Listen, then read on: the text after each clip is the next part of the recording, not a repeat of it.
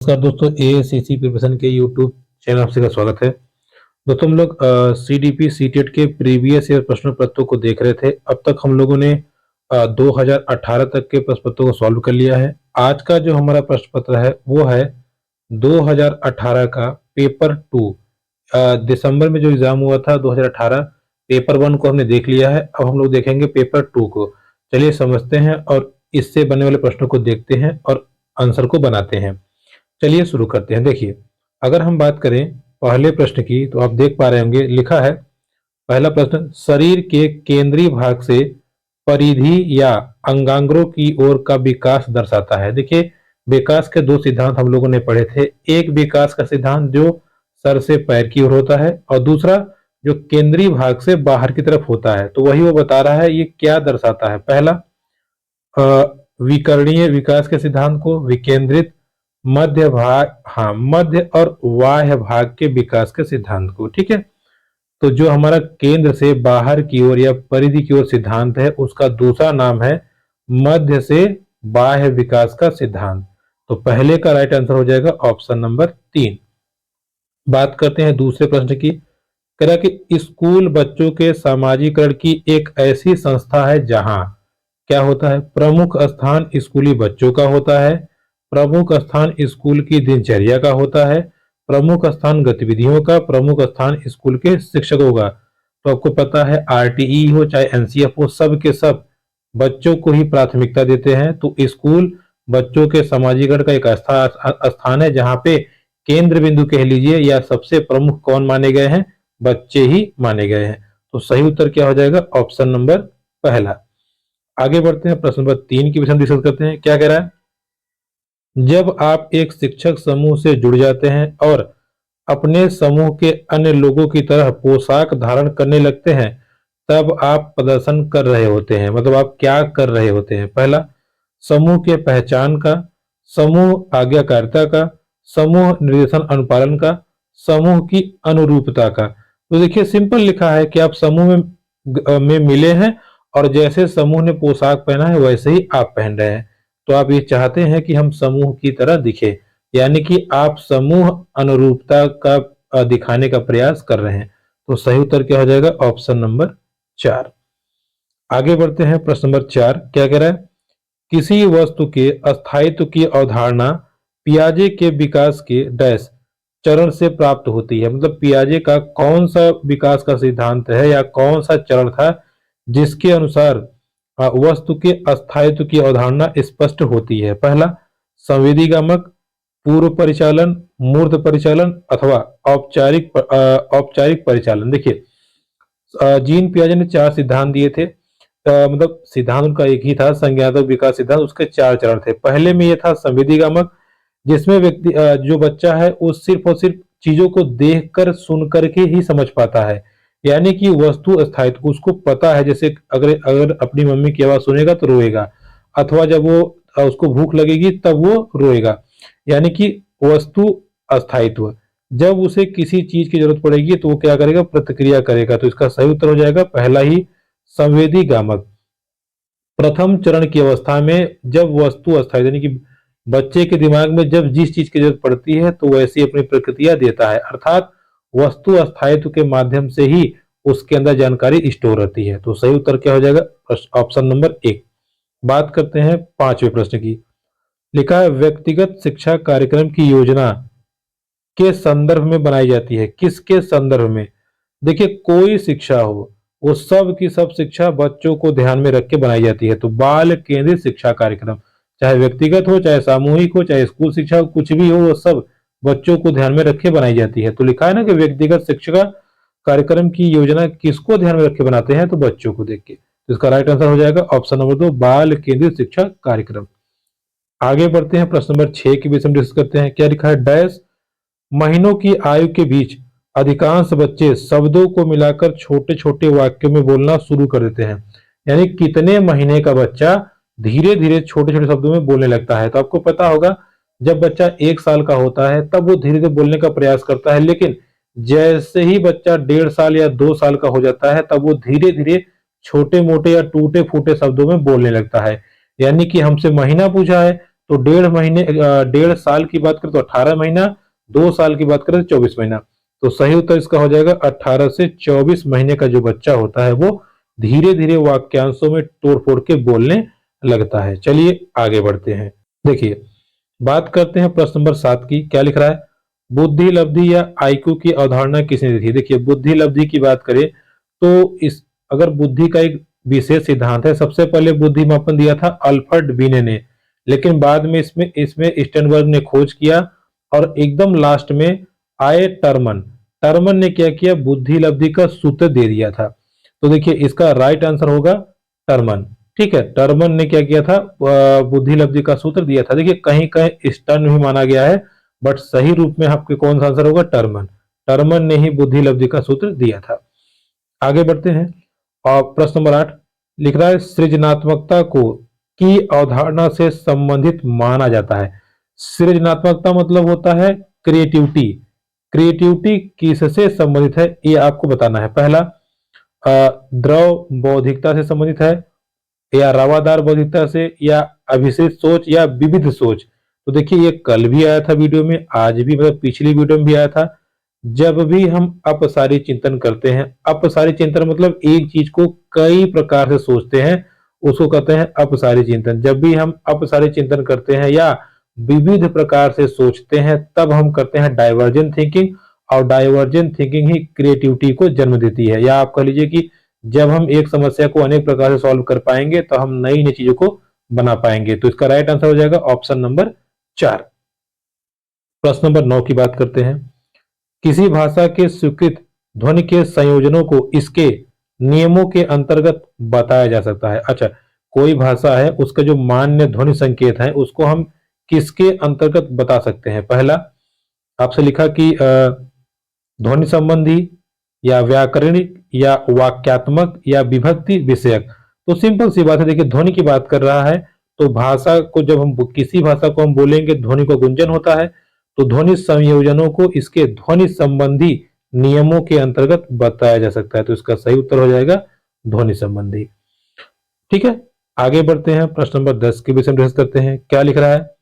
जब सोचने की प्रक्रिया किसी भाषा द्वारा प्रभावित होती है तो ऐसी स्थिति को क्या कहते हैं? देखिए, सोचने की प्रक्रिया प्रभावित तो हो रही है लेकिन भाषा के द्वारा।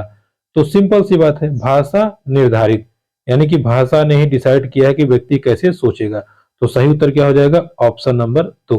देखिए, कभी कभी सवाल में भी आंसर लिखा रहता है। ये 2018 पेपर बड़ा सिंपल लग रहा है, हालांकि आपको एग्जाम में जब क्वेश्चन आएंगे तो बड़े घुमा घुमा के आते हैं, लेकिन उसका बेस, उसका थीम यही रहेगा। तो एक एक चीज को आप समझते रहिए, आराम से आप कर ले जाएंगे। चलिए बात करते हैं प्रश्न नंबर 11 की।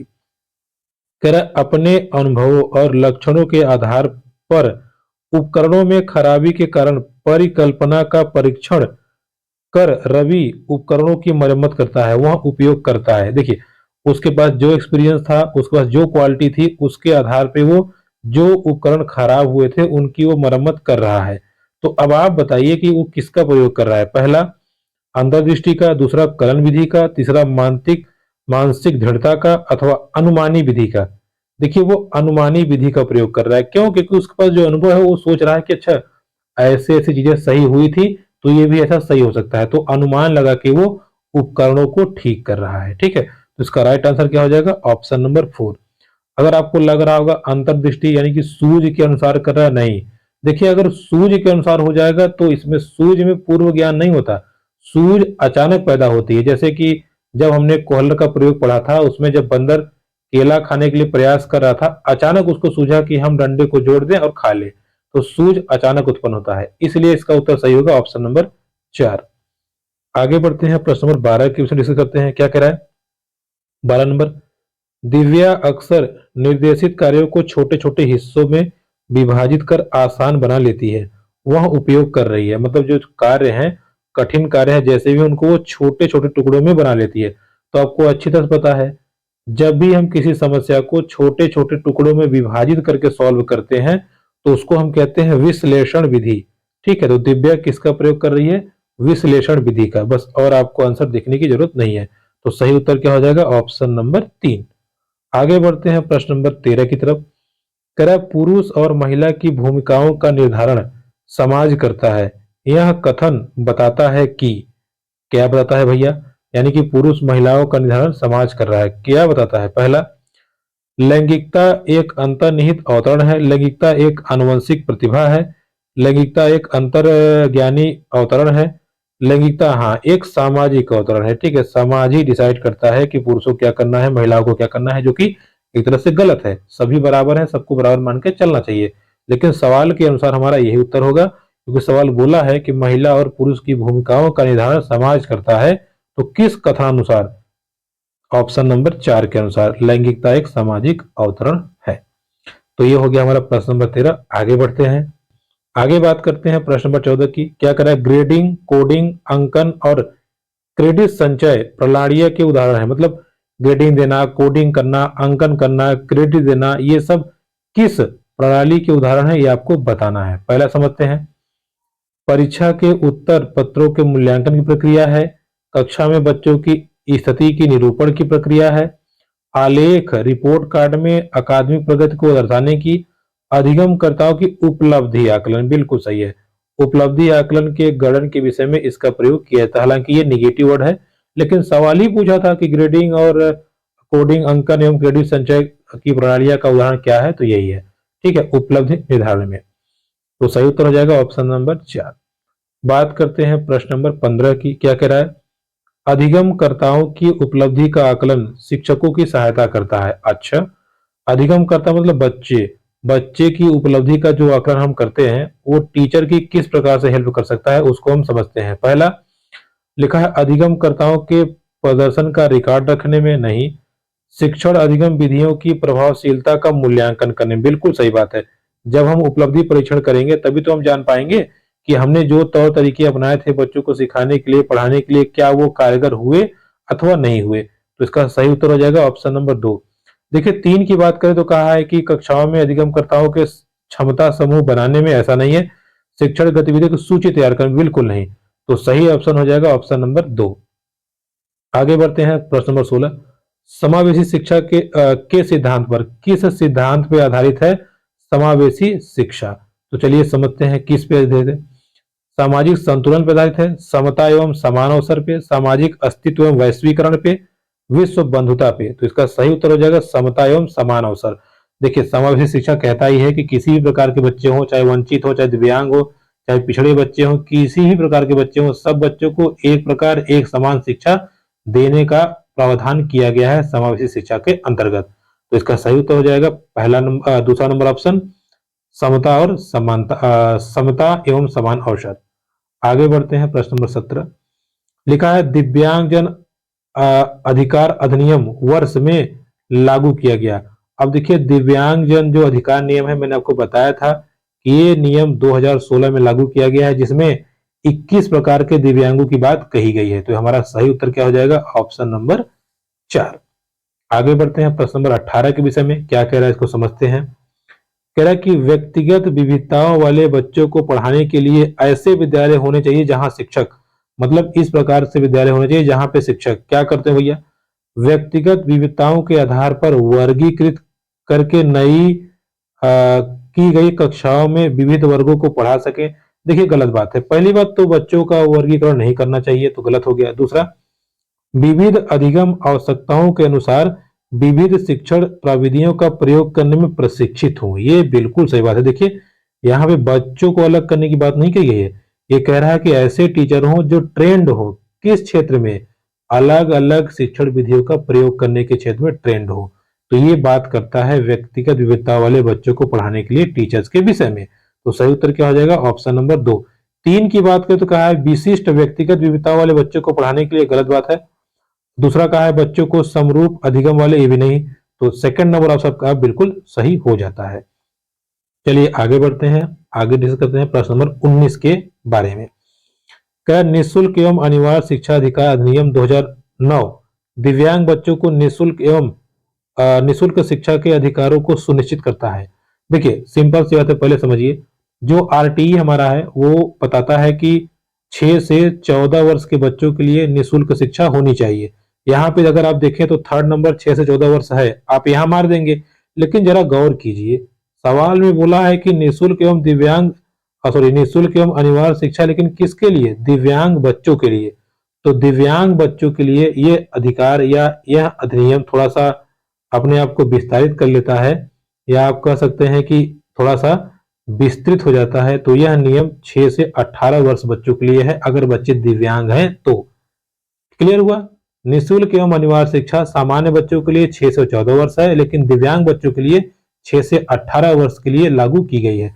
तो सही उत्तर हो जाएगा ऑप्शन नंबर फर्स्ट। आगे बढ़ते हैं। देखिए हमारा अगला प्रश्न क्या कह रहा है, समझते हैं। अगला हमारा 20 नंबर कह रहा है कि विविध अधिगमकर्ताओं के लिए सुगम्य स्वरूपों में शिक्षण अधिगम सामग्रियां प्रदान करने का तात्पर्य से है। अच्छा, मतलब शिक्षण अधिगम आप शिक्षण अधिगम सामग्री प्रदान कर रहे हैं, इसका क्या मतलब है या इसका क्या औचित्य है? पहला, सार्वभौमिक समावेशी शिक्षा के नैतिक विचार। फिर कह रहा है कि शिक्षण व्यावसायिकता की सार्वभौम संहिता,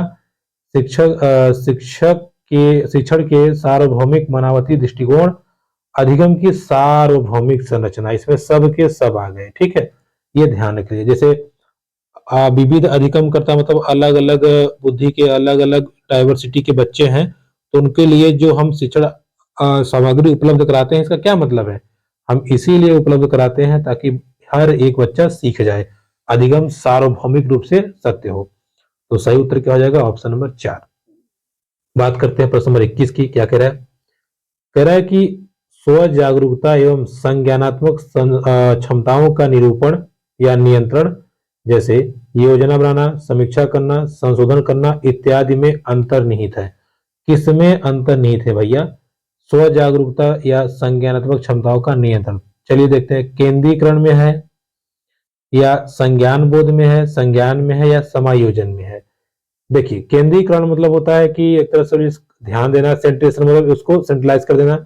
संज्ञान बोध ये आपका हो सकता है, ठीक है, इसको ध्यान दीजिएगा। संज्ञान बोध मतलब ना, इसमें अगर कोई चीज का हमें बोध है, किसी समस्या को सॉल्व करने का बोध है, तो उसमें हम सबसे पहले यही करेंगे, योजना बनाएंगे।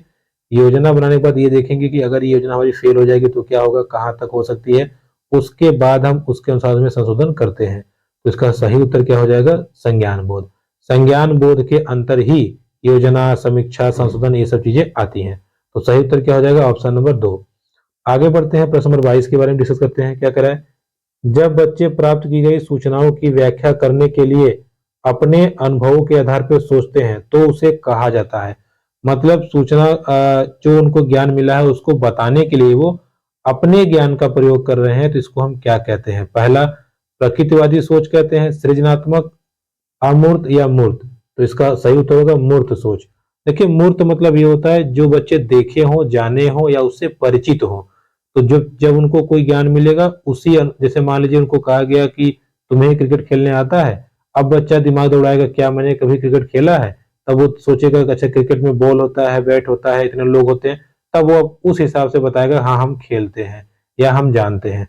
अब छोटे बच्चे को आप कह देंगे, जैसे मान लीजिए जो कभी बैट बॉल नहीं पकड़ा है, या फॉर एग्जाम्पल समझिए अब बच्चे से कहिए बेटा ओलंपिक खेले हो, तो क्या बताएगा? जब उसको ओलंपिक बारे में जानकारी नहीं रहेगी तो नहीं बता पाएगा। तो मूर्त सोच के आधार पे ही बच्चा अपने अनुभव के आधार पर जो सोचता है ना, वो मूर्त सोच होता है। आगे बढ़ते हैं, ऑप्शन नंबर सॉरी ये 4 सही हो जाएगा। प्रश्न नंबर 23 तरह अधिगमकर्ताओं को व्यक्तिगत क्षमता के आधार पर उनकी कठिनाइयों के विभिन्न स्तरों को ध्यान में रखते हुए पढ़ाने की विधि को क्या कहा जाता है? यानी कि हर एक बच्चे को उनकी क्षमता के आधार पे उनकी कठिनाइयों के विभिन्न लेवल को हम ध्यान में रखते हुए पढ़ाना चाहते हैं, तो इसको हम क्या कहते हैं? विभेदी अनुशासन, चयनित अनुदेशन, सटीक शिक्षण या त्रुटिहीन निर्देशन। तो इसका सही उत्तर होगा आपका पहला नंबर, विभेदी अनुदेशन। ठीक है, अलग अलग बच्चे को अलग अलग हम पढ़ाना चाहते हैं। अगला प्रश्न है प्रश्न नंबर 24, प्रतिपालन अधिगम का एक विशिष्ट चरण है जो अधिगम चरण का पूर्ववर्ती है। अच्छा, प्रतिपालन मतलब किसका? मेंटेनेंस का मतलब होता है ये अधिगम का चरण है, लेकिन किसके पहले? पूर्ववर्ती मतलब है पहले। ये नीचे जो चरण दिए गए हैं इनके पहले है, ये कौन सा है? पहला अधिग्रहण, दूसरा अभिप्रेरण, तीसरा आत्मनिर्भरता, चौथा सामान्यीकरण।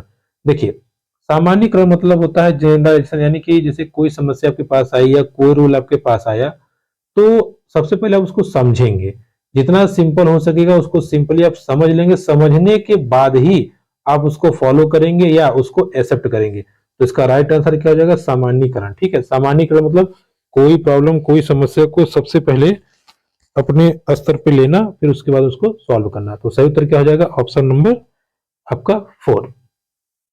चलिए बात करते हैं प्रश्न नंबर 25 की। क्या कह रहा है? कह रहा है कि जर्जोंग का यह मानना है कि संज्ञान एवं भाव होते हैं। देखिए जर्जोंग एक नए साइंटिस्ट है, इनको हम समझ लेते हैं, इनका क्या मानना है। जर्जोंग का यह मानना है संज्ञान और भाव होते हैं। क्या होते हैं? अन्योन्श्रित, स्वतंत्र, अंतर संबंधित या आपका एकीकृत। तो देखिए इन्होंने माना था कि इमोशन और सॉरी संज्ञान और इमोशन, ये दोनों क्या होते हैं? एक दूसरे से स्वतंत्र होते हैं, जो कि इनका गलत था, लेकिन भाई उन्होंने कह दिया था तो मानना पड़ेगा। देखिए संज्ञान और आपका भाव दोनों एक दूसरे से इंटरनली कनेक्ट होते हैं, इसको ध्यान रखिए, लेकिन इन्होंने क्या कहा था? स्वतंत्र होते हैं।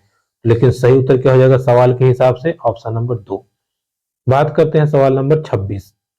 कह रहा है कि पहले से सीखे हुए कार्यों में सुधार लाने के लिए शिक्षक बच्चों को प्रदर्शन देकर सिखा रहा है, वह शिक्षण की विधि का प्रयोग कर रहा है। अच्छा, मतलब जो बच्चे सीखे हुए हैं उनमें सुधार लाने के लिए बच्चों को प्रदर्शन करके सिखा रहा है, तो वो किस विधि का प्रयोग कर रहा है, इस चीज को आप बताइए। पहला, अनुकरण।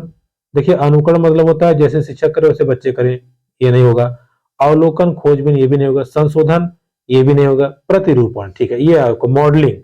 मॉडलिंग मतलब वो दिखा रहा है कि देखो ऐसे से करना है आप लोग को। तो इसका सही उत्तर क्या हो जाएगा? ऑप्शन नंबर 4 हैं। और बच्चे हम अपने प्रश्न को देख लेते हैं। प्रश्न नंबर 27 क्या कह रहा है? मैत्र और जैनिस के अनुसार निर्णय लेने वाले बच्चे समस्या का विश्लेषण करते हैं, विकल्पों की सूची बनाते हैं, इसके फायदे व नुकसान के प्रत्येक पहलू पर विचार करते हैं, उसका व्यवहार प्रस्तुत करता है। अब जरा इस सवाल को ध्यान समझिएगा। एक बच्चा, अब देखिए माइलस और जेनिस को छोड़िए, पहले सवाल क्या है उस हिसाब का उत्तर निकल जाएगा। देखिए बच्चा निर्णय ले, यानी कि जो बच्चा डिसीजन लेना चाहता है, पहले वो क्या कर रहा है? समस्याओं का विश्लेषण कर रहा है, मतलब एक एक समस्या के बारीकी से देख रहा है। देखने के बाद वह क्या कर रहा है कि उसकी सूची बनाता है, और ये भी ध्यान रख रहा है कि यार इसको सॉल्व करने से या इस प्रॉब्लम में हमें भिड़ने से पहले, या ये निर्णय हम लेने जा रहे हैं इसका क्या नुकसान होगा, क्या फायदा होगा।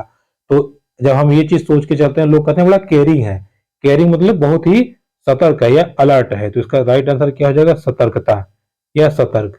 ठीक है, तो सही उत्तर हो जाएगा सतर्क, इसको ध्यान रखिएगा। चलिए, यानी कि जो इसमें बात की गई, निर्णय लेने वाले समस्या का विश्लेषण करते हैं, फायदा नुकसान प्रत्येक पहलू पर ध्यान देते हैं, तो यह व्यवहार क्या होता है? सतर्कता का व्यवहार है। तो सही उत्तर क्या हो जाएगा? Option number 2। चलिए बात करते हैं प्रश्न नंबर 28 की। एक समस्या सुधारक बच्चा डैश विचार के आधार पर कथनों की सच्चाई या संभावना का मूल्यांकन करता है। किसके विचार के आधार पे? पहला, सृजनात्मक, सौंदर्य, अमूर्त, तार्किक। ये राइट आंसर हो जाएगा तार्किक। ठीक है, कोई बच्चा होगा समस्या जो सॉल्व करना चाहता है, तो वो तर्क के आधार पे ही विचार करेगा या मूल्यांकन करता है कि ये क्या ये सही हो सकता है अथवा नहीं सही हो सकता। तो राइट आंसर क्या हो जाएगा? Option number 4। प्रश्न नंबर 29 की बात करते हैं। जिस दिए गए कार्य को करते समय बच्चे स्वयं आनंद लेते हुए अनुभव प्राप्त करते हैं, उसे कहा जाता है। अच्छा, जैसे मान लीजिए कोई काम बच्चों को दिया गया, वो खूब आनंद लेते हुए काम को कर रहे हैं, तो उसको क्या कहते हैं? ड्रिल और अभ्यास। देखिए ड्रिल और अभ्यास मतलब होता है बैल की तरह खटवाना, को अभ्यास करवाना, तो ये तो नहीं होगा।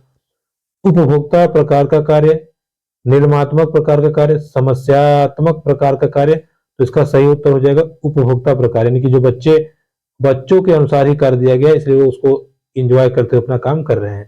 तो राइट आंसर क्या हो जाएगा? Option number 2। अंतिम प्रश्न की बात करते हैं। प्रश्न नंबर 30 क्या कर रहा है? बहुसंवेदी शिक्षण अधिगम की प्रविधि में अधिगम संवर्धन हेतु दृश्य, श्रव्य, स्पर्श डैश संवेदनाओं का एक साथ प्रयोग किया जाता है। तो देखिए दृश्य भी है, श्रव्य भी है, स्पर्श भी है, और कौन सी संवेदनाएं? तो इसमें राइट आंसर हो जाएगा गतिबोधक। ठीक है, काइनेस्थेटिक जो आप कह लीजिए कि भावनाएं होती हैं या संवेदनाएं होती हैं, उसका हम प्रयोग करते हैं। ठीक है, बहुसंवेदी, संवेदी मतलब होता है सेंसिटिव। जैसे दृश्य जो देख करके भी हम सेंसेशन का आभास करते हैं, सुन के भी कर सकते हैं, छू के भी कर सकते हैं, प्लस गतिबोधक। गतिबोधक ऐसी एक्टिविटी जिसमें बच्चा बच्चे के हाथ पांव चलते हों उसको हम कहते हैं गतिबोधक। तो इसका राइट आंसर हो जाएगा बहुसंवेदी शिक्षण की प्रविधि में अधिगम को बढ़ावा देने के लिए हम दृश्य, श्रव्य, स्पर्श के साथ साथ गतिबोधक संवेदनाओं का भी प्रयोग कर सकते हैं। तो सही उत्तर हो जाएगा ऑप्शन नंबर 1। तो ये था दोस्तों हमारा सीटेट सीडीपी दिसंबर 2018 का पेपर 2 सोल्यूशन। इसके आगे हम लोग अगली वीडियो में अगले पेपर को सॉल्व करेंगे। वीडियो पसंद आती please like, comment, share, subscribe channel. धन्यवाद।